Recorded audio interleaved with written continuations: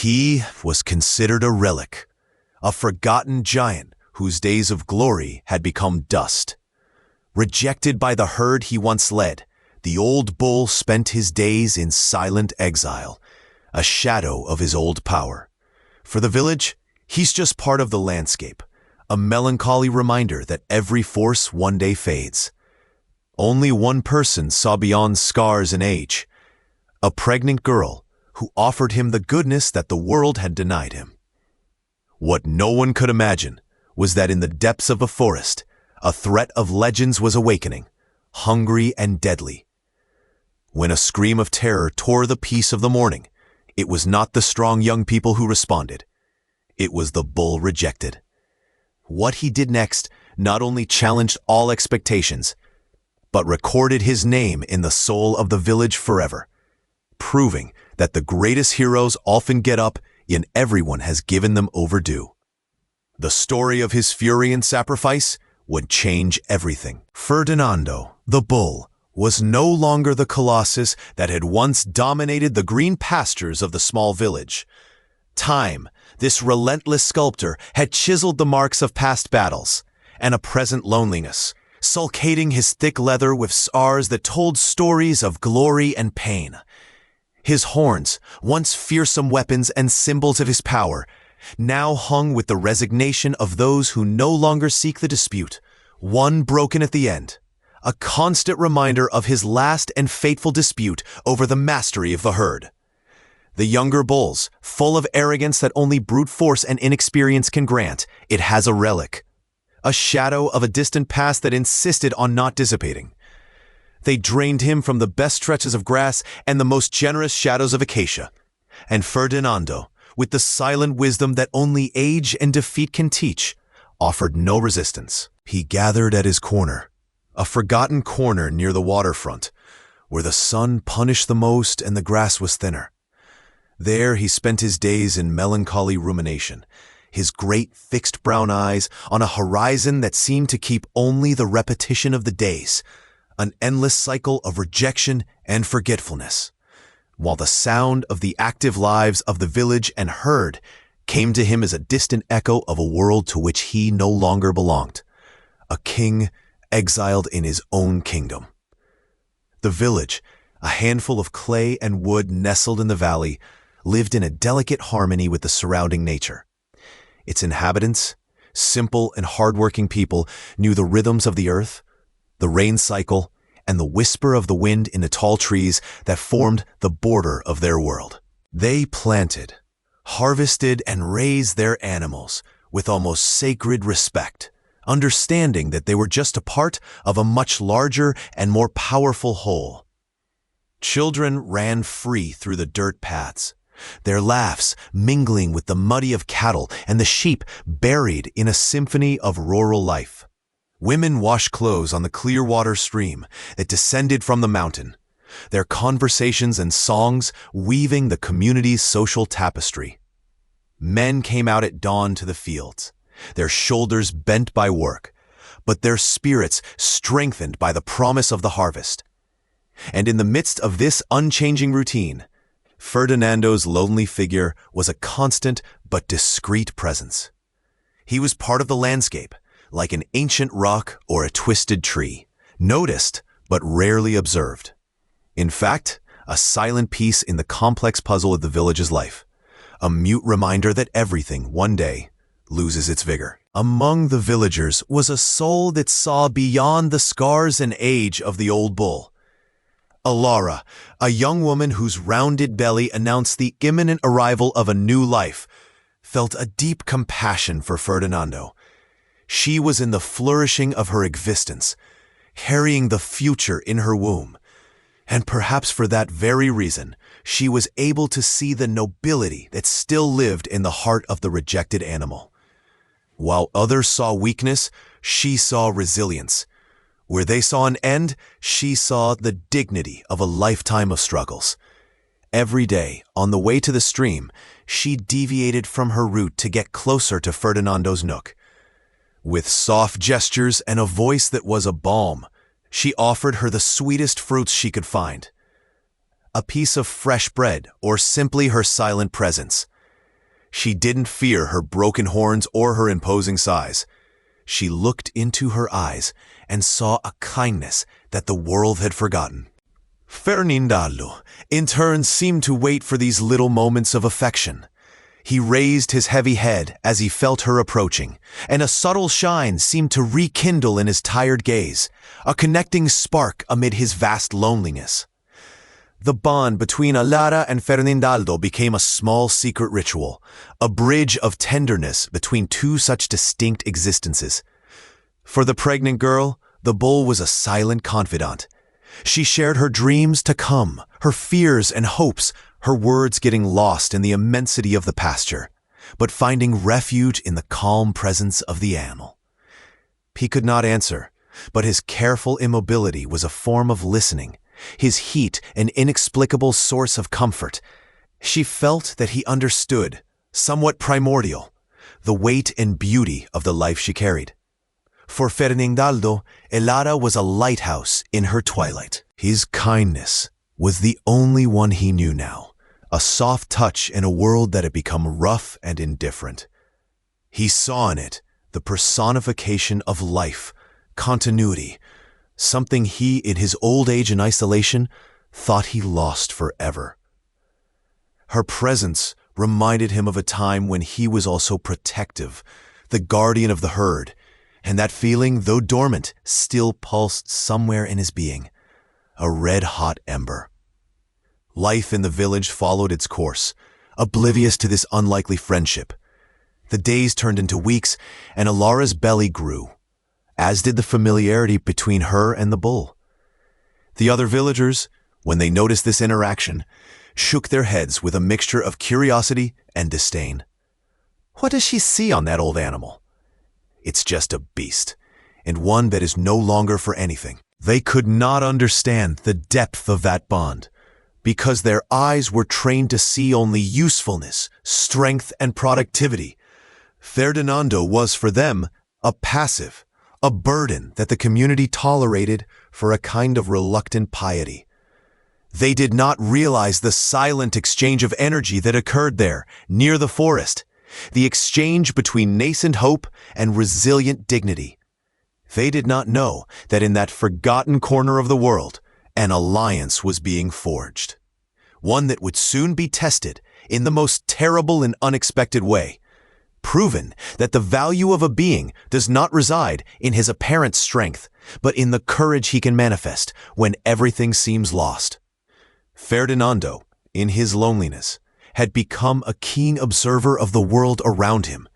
His senses, no longer focused on the internal disputes of the herd, had expanded to cover the subtle movements of nature on the border of their exile. He noticed the falcon's flight circulating loudly in the skies, the rustle of an armadillo in the low vegetation, and the change in the direction of the wind that announced the rain.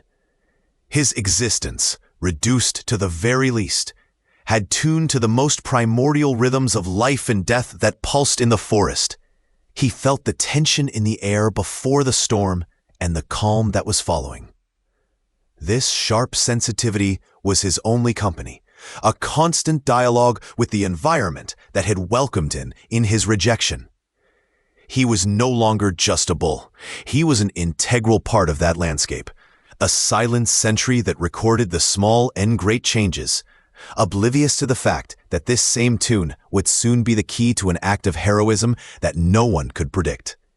His stillness was not apathy, but a form of deep vigilance, a wait for something he didn't even know what he was. The herd, in turn, lived in arrogant ignorance. Young bulls displayed their strength in ritual combat, their horns beats echoing through the valley. Each tried to prove their superiority over others. They worried about hierarchies, access to females, and the affirmation of their power. The world for them was a stage for their own glory. The danger that could hide in the shadows of the forest was not part of their immediate concerns. The safety of the herd was a data acquired, a responsibility they barely recognized, overshadowed by their own ambitions. Ferdinando, by far, watched these rituals with a melancholy distance. He had already been there in the center of the arena and knew the drunkenness of power. But now, from his marginalized perspective, he saw the fragility behind that display of strength, the vulnerability that arrogance always carries with it. He saw that by focusing only on themselves, they became blind to the true threats that could arise from where the least is expected. Ferdinando's story was, until then, the story of a forgotten hero. In his youth, he had defended the herd from predators more than once, his courage and strength being acclaimed by all. He was the main bull, the patriarch, the pillar on which the herd's safety was supported. But the memory of the flock and village was short, and gratitude an ephemeral feeling. Once his strength began to decrease, since a younger and stronger challenger defeated him, his past of glory was quickly erased. The rejection was a harder blow than any horn. He left an invisible wound that hurt more than any physical scar. And so, the bull that had once been the greatest protector of the village was relegated to oblivion, its story being slowly buried under the new layers of time. No one imagined that within that aged body and that apparently broken spirit, the flame of the protector still burned, sleeping, but not extinct, waiting for the moment when it would be called to shine one last and magnificent time. And on this stage of life and forgetfulness, Ferdinando's purpose was about to be overwhelmed. His journey, which seemed to have come to an inglorious end in a lonely corner of the pasture, was actually a long prelude to his greatest act. All rejection, all loneliness, and all silent observation, or preparing him without him knowing for a decisive moment. The friendship with Ilara, the only thread of light in her darkness, would be the catalyst. She, who saw the hero in him when no one else saw, would be the reason for his resurrection. Destiny, with its mysterious and often cruel paths, was weaving the hair of a tapestry that would unite the rejected bull, the pregnant woman, and a deadly threat in a climax that would redefine the meaning of courage and sacrifice throughout the village. Ferdinando's purpose was not to die forgotten in dust, but to find in the protection of life more vulnerable to his final redemption and the consecration of his legacy. The lone bull was about to find in the most altruistic act of all the ultimate reason for his long and suffering existence. In the depths of the forest that embraced the valley, where sunlight struggled to penetrate the dense canopy of leaves and vines, resided an ancient and formidable presence. It was neither a spirit nor a legend, but flesh, scales, and insatiable hunger. A green python, a specimen of extraordinary size and age, claimed those woods as their sovereign rule. His body thick like the trunk of a young tree, and with a length that challenged credulity, moved with a silent and hypnotic fluidity over the forest floor. Her scales, deep and iridescent green, splashed with geometric patterns of a pale yellow, made her almost invisible between the foliage, a living and pulsating part of the jungle itself. His eyes, vertical cracks from a cold amber, watched the world with a predatory and calculating intelligence, devoid of any emotion other than the primordial instinct of hunting. It was the apex of the food chain in that ecosystem, a silent predator whose existence was a secret well kept by the density of vegetation, an emerald queen in her throne of rotting leaves and perpetual moisture. The paradise of the village, with its fertile fields and the apparent tranquility of its stream, existed under the shadow of this unknown threat. The villagers lived their lives with the confidence that familiarity gave them, believing to know all the dangers of their small world. The occasional poisonous snake, the wild feline who could steal a chicken, the sudden flood of Rio during the rainy season. They had mapped their territory based on the generation's experience, establishing invisible security borders. The dense forest was a place to be respected, but the threat she was sheltering was much larger than any of them could conceive. The python, for the most part, remained at its depths, pleased with the abundance of prey that the jungle offered to it.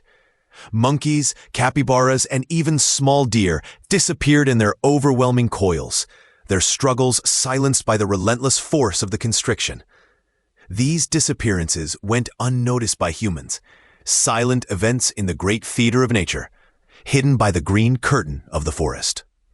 The village lived in a bubble of peace, a fragile peace, and about to be shattered. However, the seasons change, and with them, the standards of nature. A prolonged drought began to punish the region, making hunting in the forest more scarce. The smaller animals migrated in search of water and food, and the great python began to feel the tights of hunger. Her massive body required a constant livelihood, and the scarcity forced her to expand her hunting territory, pushing her closer and closer to the edges of her kingdom, towards the open and fertile lands of the village. She began to watch the cattle grazing, her cold eyes calculating the size and strength of those unusual prey. A calf that moved too far from the mother, a sheep that was lost from the flock, these became tempting targets. The serpent was a patient hunter. She spent immovable days, camouflaged in high vegetation near the stream, studying the movements, learning the routines of animals and humans who attended that place.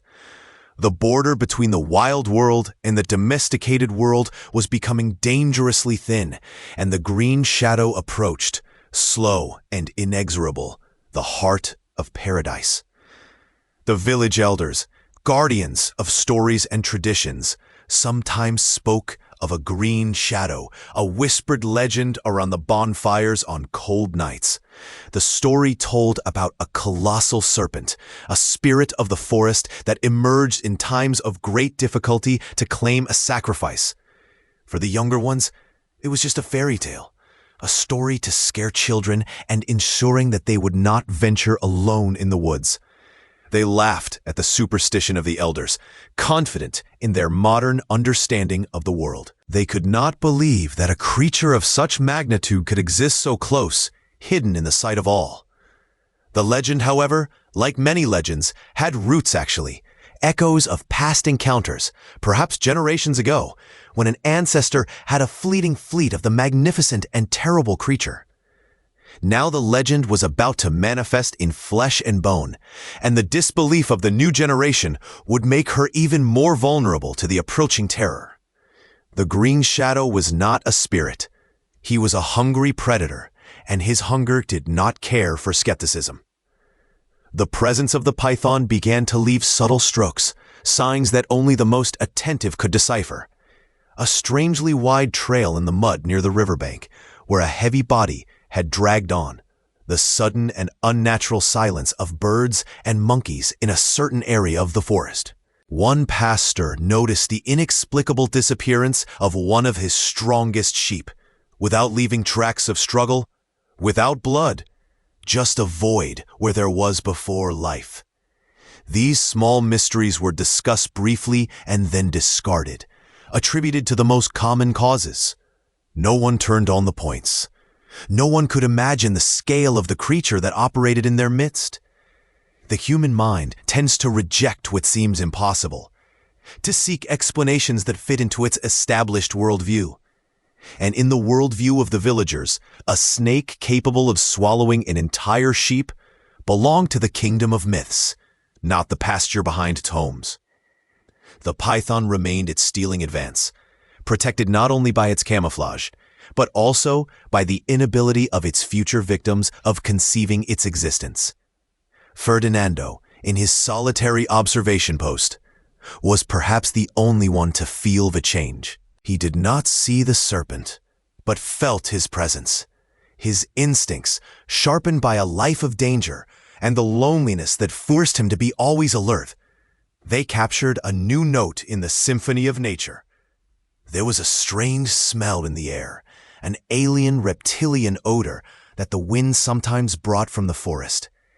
He noticed the nervousness of other animals, the way birds sometimes exploded in a frantic alarm for no apparent reason.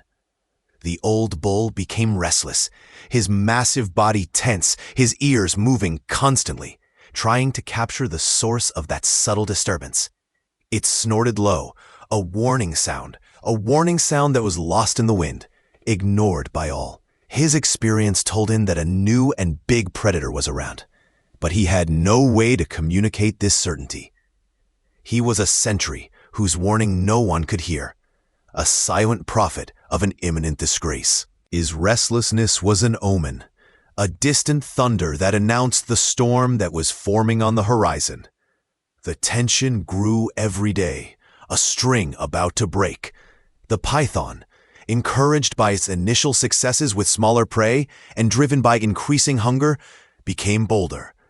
She began to approach the stream during the day, when the villagers were more active, hiding with a stone patience in the dense vegetation that bordered the water. She observed Ilara in her daily visits, noting her predictability, her slower walk due to pregnancy, her vulnerability. In the serpent's cold eyes, the woman was no different from any other prey. It was heat, movement, and meat. The predator made no distinction between human and animal. She saw just an opportunity, a substantial meal that could satisfy her hunger for weeks. The scenario was assembled for the tragedy. Paradise, with its bright sun, its light waters and their children's laughs, was about to become a terror arena, the stage for the confrontation between the nascent life and the patient death. The irony was palpable. The village, which was proud of its connection with the earth, was blind to the greatest threat the land had produced in its backyard. They had tamed the landscape, but not the wild nature that throbbed just beyond their fences. They had exiled their most experienced protector, Ferdinando, considering him useless, as they trusted their own limited perception of reality. The green shadow was not just a creature. It was a symbol of indomitable nature, of primordial force that cannot be controlled or ignored. Its emergence from the depths of the forest was a brutal reminder that paradise is always a temporary state, a thin layer of order on an underlying chaos. The peace of the village was an illusion, and the serpent was the truth, an emerald and deadly truth, silently sliding out of legends and into their lives. And so, the shadow lengthened over the valley. It was no longer just a legend or a feeling, but a physical, real, and hungry threat. Each rustle of leaves, every inexplicable silence, was a foreshadowing of what was to come. The python was positioned, waiting for the perfect moment. His patience was his greatest weapon, a terrible virtue in such a lethal creature. She merged with the environment, becoming a part of the landscape, a living trap of green scales. Paradise arrested the breath, unconscious of the terror that crouched into his heart, waiting to put the boat. The harmony of the village was about to be broken by a scream, and the green shadow was ready to attack, turning idyllic tranquility into a vivid and overwhelming nightmare, proving that the greatest danger is one that refuses to believe it exists. That day started like so many others in the village, bathed by the golden light that promised warmth and tranquility. The air was standing, heavy with moisture that preceded the most intense heat of noon. Ilara felt the weight of her womb more than usual, a constant and wonderful reminder of the life that pulsed inside her. Feeling sleepy and seeking relief from a heat that oppressed her, she decided to go to the stream, a little earlier than usual. It was her place of refuge, where the cold water that ran over the stones and the soft sound of the current always calmed her. She took her small basket, not to wash clothes, but to harvest some wildflowers that grew on the shore, wondering how they would cheer the small room they prepared for the baby. She walked slowly, her body swaying softly, an image of the earth's own fertility, serene and unconscious that her footsteps were leading her to a deadly trap, patiently prepared in the shadows. Paradise was about to reveal its cruel face. and the stream's soft music would soon be replaced by a sound of pure terror. Upon reaching his favorite clearing, an isolated place where the vegetation opened to form a small pebble beach, Elara took a deep breath, enjoying the beauty of the place. The water spawned under the sun, and dragonflies of a metallic blue danced on the surface. Everything seemed perfect. Maybe too perfect. There was a strange silence in the air, an absence of the usual buzz of insects and the chorus of the birds. But in its state of contentment, it did not record the warning. She left her basket on the grass and approached the water, feeling the fresh breeze on her face. He leaned, resting his hands on his knees to wet his wrists in the cold current, closing his eyes for a moment to taste relief. It was at this very moment of vulnerability, with his eyes closed and low guard, that the green shadow decided to attack. From the dense vegetation on the opposite bank, the great python launched, a smooth and yellow blur that crossed the stream in a terrifying silence.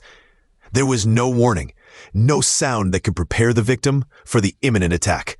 Only one explosive movement, a release of potential energy accumulated during patient waiting days. The impact was overwhelming, a death blow that threw it sideways in the shallow water. Before Elara could see what had happened, before her brain could even form a thought, the serpent's muscular body was already over her. The first ring of its body wrapped around her legs at a speed and strength that stole her breath, holding it instantly. The icy water shock mingled with the shock of the attack, paralyzing her for a crucial second. Then the panic took over, a wave of adrenaline and pure terror. She saw the eyes of the creature, cold and soulless, and the mouth that opened by revealing rows of curved teeth. It was not an animal she could understand or could argue with. It was a force of nature, a perfectly designed killing machine. The serpent was in no hurry. The initial hold was just to keep the prey in place. Hope began to fade, replaced by the terrifying certainty of its imminent end. The world had been reduced to that lethal hug, those green scales, and those merciless eyes. It was then, when oxygen was already scarce and black points began to dance in her vision, that she gathered the last reserve of her strength. It was not a physical force, but a primal force, the will to live condensed in a single sound. She opened her mouth and, ignoring the overwhelming pain in her chest, let out a scream. It was not the simple request for help. It was a tear in the tranquility of the day, a sharp and penetrating sound, loaded with all her terror, her pain, and her love, desperate for her son's life. The scream echoed through the clearing, climbed the trees, crossed the pastures, and spread through the valley. It was the sound of life fighting death, a final appeal launched into the universe, a note of pure agony that pierced the silence of the idyllic landscape. It was a sound that required to be heard, a sound that traveled further than any word, carried by an urgency that transcended the distance. The python momentarily seemed not to be shaken. His task was methodical. For her, the scream was just a noise, the last protest of her prey before the inevitable silence. She continued to squeeze Elara's life, inch per centimeter. The woman's view began to darken at the edges, the sound of the stream becoming a distant tinnitus. His arms, once fighting frantically, were now weak, almost still by his side. The scream had been his last act of challenge, his last connection with the living world. She thought of her husband, her home, the baby she would never know. A lone tear flowed down his temple and mingled with the stream water. Paradise had become his tomb, and silence was about to descend over the clearing, broken only by the slow and powerful movement of the great serpent ending his work. Hope had been extinguished, drowned and crushed in the shallow waters. Far away, in his corner of exile, under the strong sun, Ferdinando's head lifted with a bump. The sound of Elara's scream hit him as a lightning. It was not any sound. It was her sound. Amid all the noises of the farm and nature, she recognized that voice, the voice that brought him fruits and kind words. The scream was impregnated with a terror that his animal instinct immediately understood. It was the sound of a prey to the claws of a predator. The bull that spent his days in a melancholy lethargy was shaken to the core. The mist of old age and resignation dissipated in a moment, replaced by clarity and an urgency that he had not felt for years. Something inside him, something old and powerful, awakened from his long hibernation. The silent sentry had received the alarm. The forgotten protector had been summoned. The transformation was instantaneous and total. The old, rejected bull disappeared, and in his place came a force of nature. His muscles, once flabby from inactivity, were stiffened. His nostrils widened, smelling the air, trying to locate the direction of danger. His eyes, once blurred with sadness, now shone with an intense and focused light, a fierce fury. He snorted, no longer a low warning sound, but a deep and guttural roar, a challenge launched against death. The dust rose under his hooves as he turned, his massive body moving with surprising agility. He didn't hesitate. There was no moment of calculation or fear for its own security. There was only the scream, the image of the only creature that had shown him kindness, and the instinctive certainty that she was in deadly danger. The exiled king was about to march to the battle to protect the last and most precious part of his kingdom. While Ferdinando began his throbbing race toward the stream, the scream of Alara, though already silenced, continued to echo in his mind, a call that guided each one of his footsteps. Each beat of his heart was a war drum beaten. Every step of his powerful hooves devoured the ground that separated him from it. The other animals, cows and younger bulls, looked at that unexpected fury, moving away from their path. They did not understand what was happening, but could feel the overwhelming intensity that emanated from the old bull. They saw a power that thought it had been extinct for a long time, a force they never really had. The clearing in the clearing had been a catalyst, a spark that lit a pyre of courage and loyalty.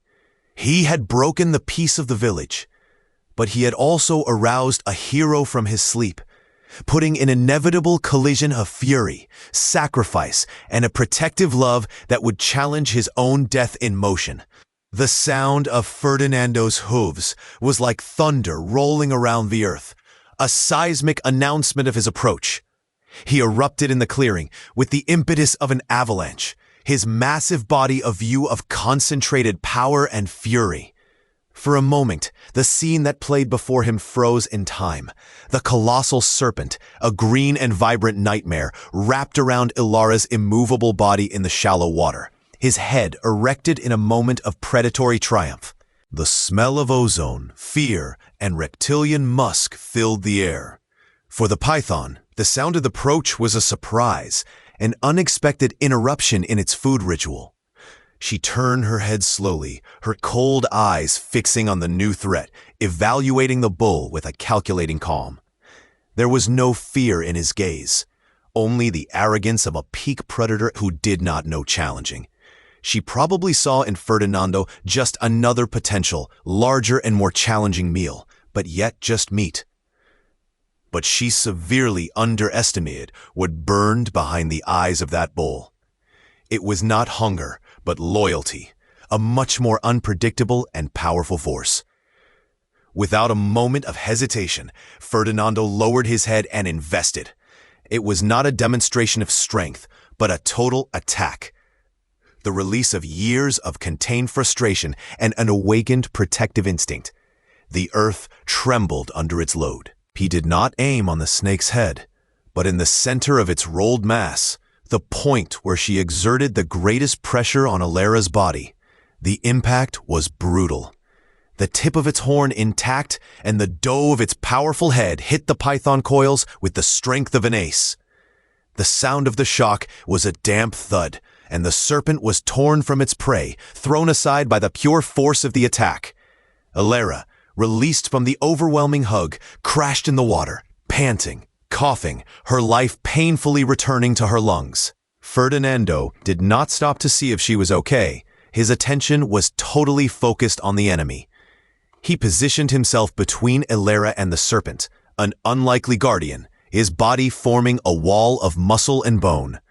The python, although stunned and certainly injured by the blow, recovered with astonishing speed. The pain turned its predatory calm into a reptilian fury. She rose, her body unfolding to an impressive height, her mouth open in a silvo that seemed to tear the air. It was an intimidation display, designed to paralyze his prey with fear. But Ferdinando was not a common prey. He responded with a deep and challenging buffet, digging the floor with his front paws, preparing for the next robbery.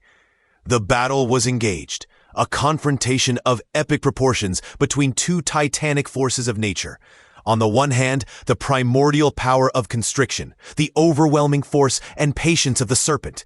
On the other, brute force, explosive fury, and unshakable determination of the bull. The peaceful clearing had become a deadly arena, where the survival of one would mean the death of the other. The serpent attacked first, not with a blow of her mouth, but with her body.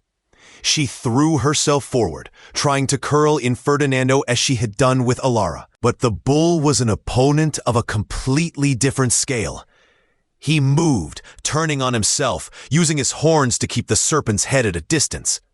The python was fast, but Ferdinando was surprisingly agile for its size.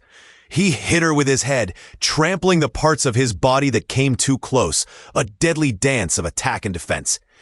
The serpent managed to curl the tip of its tail in one of Ferdinando's hind legs, trying to unbalance him. But the bull used his weight and strength to stay firm. He was a fortress of fury, repelling every snake attempt to gain the advantage. The stream water splashed everywhere, tinging with mud and soon with blood. The fight was primal, chaotic, and absolutely fierce. In a blinding speed, the python managed to dodge a horn blow and land the boat. Their sharp prey fell on the massive shoulder of Ferdinando. A roar of pain and anger exploded from the bull, but he did not retreat. The fury had passed, replaced by an exhausted calm. He had won. He had faced the greatest terror of the forest and emerged victorious. But victory had a terrible cost. Her body was covered with deep wounds, and the python poison, though not lethal for an animal of her size, added to blood loss and extreme effort, was charging her price. He had sacrificed everything, his last reserve of strength, his own life perhaps, for that unlikely friendship. The silence descended over the clearing, broken only by Ilera's soft cry and the heavy and difficult breath of the dying bull. The unexpected sacrifice was complete. The rejected bull, the animal that no one most valued, had risen to face a monster and protect innocence. He had transformed his rejection into just fury, and his loneliness into an act of supreme loyalty. In that blood-spotted clearing, Ferdinando was no longer an old and forgotten animal. He was a hero, a martyr, a legend forged in the fire of combat and the altruism of sacrifice. His fall was as magnificent as his onslaught, a silent will that true strength is not measured in dominant power, but in protective love. The news of the confrontation spread through the village as fire in dry pasture. Ilara's screams, though brief, had been heard by some workers in the nearest fields, which, alarmed, ran toward the stream. What they found left them paralyzed, a scene that challenged logic and understanding. The clearing, once a sanctuary of peace, was now a battlefield. The colossal body of the green python, a creature that they thought existed only in legends, lay dead, their size and power evident even in death. A few meters away, Ilara, safe but in a deep state of shock, was supported by the first to arrive. And between the two, like a fallen monument, he was screwed. The old bull, rejected, covered with terrible wounds, his breathing a weak and irregular breath. The truth of the situation was slaughtered over them with an overwhelming weight. The animal they had despised, who they considered a useless burden, had fought and apparently sacrificed to save one of his own. The silence that followed was filled by a collective feeling of astonishment, shame, and a reverent admiration. Quickly, more villagers arrived, including Ilara's husband, who hugged her with desperate relief before turning around to face the scene. The men who once mocked the declining force of Ferdinando, now they looked at him with respect they had never shown.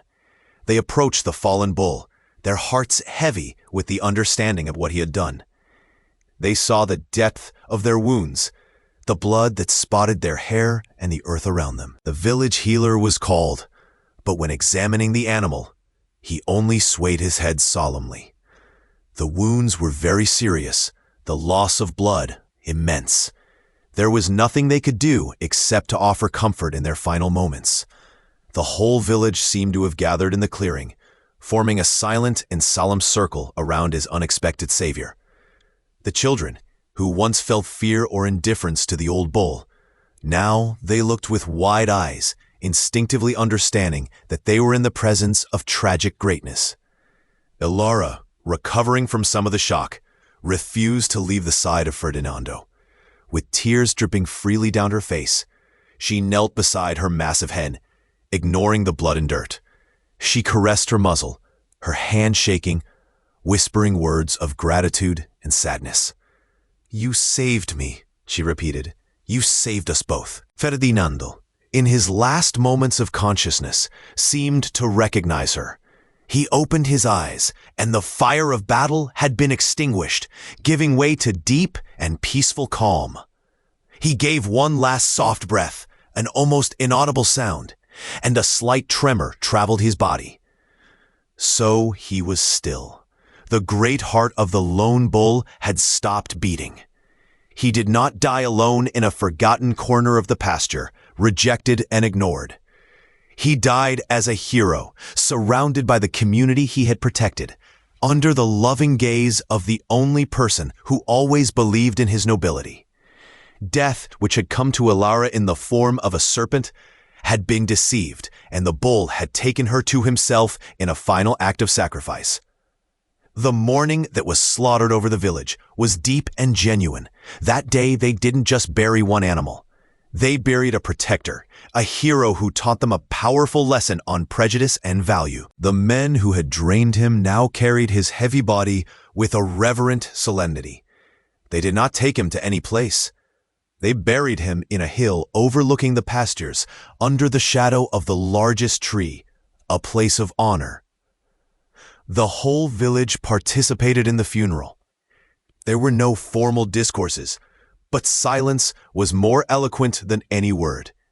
Each person deposited a wildflower in the improvised tomb, a small gesture of respect and remorse.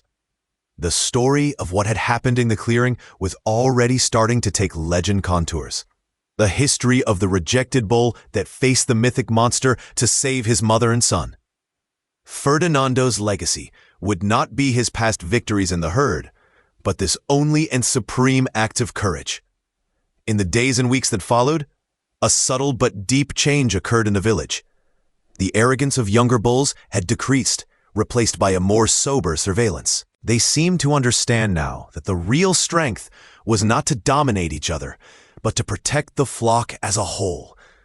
The villagers looked at their animals with a new respect, seeing not only cattle, but beings with their own spirits and hearts. Ferdinando's story was told and retold around the bonfires, no longer like a distant legend, but as a story of his own community, a reminder of his own flawed judgment and the ability to redemption. Ferdinando's name became synonymous with courage and loyalty. He had become more influential and more loved in death than he had ever been at the height of his strength. Ferdinando's most tangible legacy, however, was yet to come. Months later, with the arrival of the rainy season that brought back life and green to the valley, Ilara gave birth to a strong and healthy boy. She named him Fernando, in honor of the bull who had saved his life. The name was not an eccentricity, but a tribute, a promise that the bull sacrifice would never be forgotten, The boy would grow up listening to the story of his namesake, learning early on courage, looking beyond appearances, and the power of an act of kindness. Ferdinando's legacy was not only in the memory of the village, but it throbbed alive in the heart of the child that he had allowed to be born. He had become a part of the village's own lineage, his spirit intertwined forever with her future. The death of the lone bull was not an end, but a transformation. Its history became the cornerstone of a new conscience in the community. They understood, in the most brutal way possible, that the value of a being cannot be measured by its usefulness or strength in the present moment. Ferdinando, in his exile, had accumulated wisdom and loyalty that no one saw, and at the most crucial moment, this inner wealth manifested itself spectacularly. He taught them that heroes may arise from the most unexpected places, and that a single act of goodness, such as Alara's, can inspire the greatest of sacrifices. Ferdinando's legacy was a lesson of humility and hope. The hill where Ferdinando was buried became a sacred place. People went there not only to remember the bull, but to reflect. It became a place to seek strength in times of difficulty, to remember that even when they felt rejected or forgotten, they had an intrinsic value. The lone bull in his death united the community in a way he had never achieved in life. He gave them a shared story, an ordinary hero, and a set of values to vacuum. His tomb, marked by a simple smooth stone, was more powerful than any ornate monument, for he symbolized a love that transcended species and a sacrifice that redefined heroism.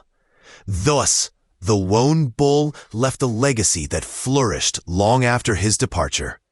He was no longer Ferdinando, the old bull. He was Ferdinando, the protector. His legend has become a warning against pride and a hymn to silent courage. He proved that even in the twilight of life, when everything seems lost, there is still the possibility of a greater purpose, a final act that can redeem a lifetime of loneliness and give it an eternal meaning. Ferdinando's legacy was proof that true immortality is not to live forever, but to live in a way that is never forgotten, recorded in the heart and soul of those behind them. Time, with its constant flow, began to soften the sharp edges of the tragedy, transforming the gross horror of the event into a solemn memory, a story with a purpose. The most visible scar of that terrible day was on Ilara's shoulder, where in the confusion of the fight, one of the python's teeth had scratched her. It was not a deep wound, but it left a permanent brand, a silver line on her skin that she would carry for the rest of her life. For her, however, it was not a mark of trauma, but a symbol of survival, and a constant reminder of the sacrifice that had been made by her and her son. Every time her gaze fell on the scar, she didn't feel pain, but a wave of overwhelming gratitude. It was the brand of Ferdinando, a seal of her protection she used with silent pride. That physical scar became an anchor point for the collective memory of the village, a living testimony of the veracity of the legend that now all counted. But there was another scar, a much deeper and more invisible, which marked the very soul of the village. It was the scar of remorse and awakening. The community was forced to confront its own prejudice, its hurry to discard what is old and apparently weak. They had tried to sculpt for their appearance, for their inability to continue to dominate the herd, and had condemned it to loneliness. The heroic act of the bull exposed the superficiality of their values and forced them to reevaluate as the value of a being. This collective scar hurt, like all the wounds of consciousness, but was also curative. She united them in a shared experience of failure and redemption. The shame they felt for their past neglect has become a determination of being better, more compassionate, and wiser in the future. Ferdinando's death did not divide them into guilt, but united them into a common purpose of honoring their memory through their actions. This union manifested itself in practical and symbolic forms. The rivalry between families has decreased, replaced by a stronger sense of cooperation. If a neighbor needed help, the community mobilized without hesitation. They understood that just as Ferdinando protected them, they needed to protect each other. The clearing near the stream, once a place of horror, was transformed. They built there a small memorial, not a statue, but a simple circle of smooth stones around a young acacia tree they planted. He became a meeting place where the children played under the awareness of the elders, and where the story of Ferdinando was told with each new generation. The place of almost death has become a place of celebration of life and the community. The scar on the ground was resignified, transformed from a danger memory into a symbol of resilience and unity. The history of the bull and python became the founding legend of the village, its particular epic. She contained all the elements of a great narrative: the forgotten hero, the terrible monster, the maiden in danger, and the redeeming sacrifice.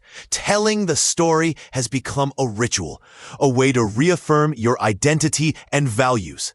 The elders had a gravity that imposed respect, and the young people heard her with attention that they had never dedicated to old legends. History was no longer about a spirit of the forest. It was about his neighbor, the bull they knew, and that made her incredibly powerful. The legend of Ferdinando taught courage, the importance of goodness, and the danger of hasty judgment. She became the moral compass of the village, the scar in her culture that guided them for a more united and more compassionate future. Little Fernando grew up in the shadow of this legend. From an early age, he understood that his name carried a weight and an honor. He was not a spoiled or arrogant boy. On the contrary, he grew up with a deep sense of empathy, especially for the animals and the elders. He spent hours in the pastures, not to dominate, but to observe, treating all animals with a kindness that was a direct reflection of the history of his birth. He visited Ferdinando's tomb on the hill and the memorial in the clearing, not out of obligation, but by a genuine feeling of connection. He was the living personification of the legacy of the Taurus, and his own existence was proof that the sacrifice was not in vain. Through it, the scar of the event became a seed of hope, promising that the lessons learned that terrible day would flourish in future generations. The relationship of the village with nature has also changed. The fear of the forest was replaced by deeper and more cautious respect. They understood that nature was both beautiful and dangerous, a force to be understood, not conquered. They established new, safer rules on where children could play and where cattle could graze, not out of fear, but for wisdom. The death of the great python was not celebrated as a victory over nature, but lamented as a necessary tragedy. They acknowledged that the serpent was just a creature following its instincts, and that the true conflict had been born of its own lack of consciousness. The scar of the meeting taught them to live in a more informed and humble harmony with the world around them. The union forged by the tragedy proved to be lasting. Years later, when a great drought threatened the village's survival, it was this spirit of community, born from the memory of Ferdinando, who saved them. They worked together to dig deeper wells, to ration water, and to share the foods they had. No one was left behind. They remembered the bull's lesson. The strength of the group is not in the strongest member, but in the mutual protection of all. The scar of his past loss has become his greatest strength in times of new adversities. They were a community that had faced their inner monster, their prejudice, and emerged stronger. Over the years, the details of the story could lightly change in telling, as with all legends. The bull might become a little larger with each report, and the slightly more monstrous serpent.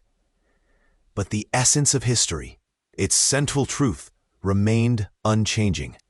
It was the story of how true value often lives where it's least expected, and how a single act of kindness can trigger a wave of courage that changes everything.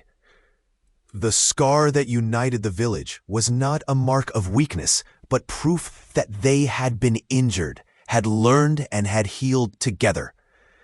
It was the seal of his identity, forged in fear, sacrifice, and finally in a deep and lasting love. And so the village prospered, not because it became richer or more powerful in material terms, but because it became richer in spirit. The scar on Alara's shoulder, the grave in the hill, the clearing memorial, and the story told from generation to generation were all strands in the same tapestry. A tapestry that told the story of how a community learned to do with the heart. Ferdinando's legacy was not only to save 2 lives, but to give his village a stronger and stronger soul. The scar, in the end, was not a reminder of pain, but the map of his journey toward grace, an eternal testimony of the lone bull who taught them to live like a united herd.